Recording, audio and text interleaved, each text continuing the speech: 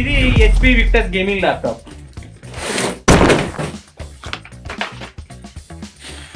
Laptop కొన్ని 2 సంవత్సరాలు అయినా ఇంకా సంబరం మాత్రం తీరలే. అండ్ ఈ ల్యాప్టాప్ కొనడానికి 3 reasons.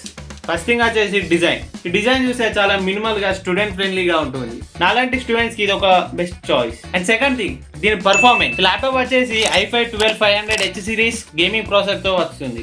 H and HX series processors gaming కి తో అండ్ అలాగే 4GB RTX 3050 గ్రాఫిక్స్ కార్డ్ తో వస్తుంది. అంటే మనం స్మూత్ గా హై పర్ఫార్మెన్స్ అప్లికేషన్ ఈజీగా రన్ చేసుకోవచ్చు, లైక్ GTA గేమ్ గానీ. అండ్ నేను ఒక సివిల్ ఇంజనీరింగ్ స్టూడెంట్ కాబట్టి ఇందులో నేను AutoCAD 3D, 3ds Max and Revit and ఇలాంటి 3D మోడలింగ్ సాఫ్ట్వేర్స్ ని నేను ఈజీగా రన్ చేశాను. ఇలా ల్యాప్టాప్ లోనే బిల్డింగ్ కట్టడం నిజంగా ఎప్పుడు కడతాను.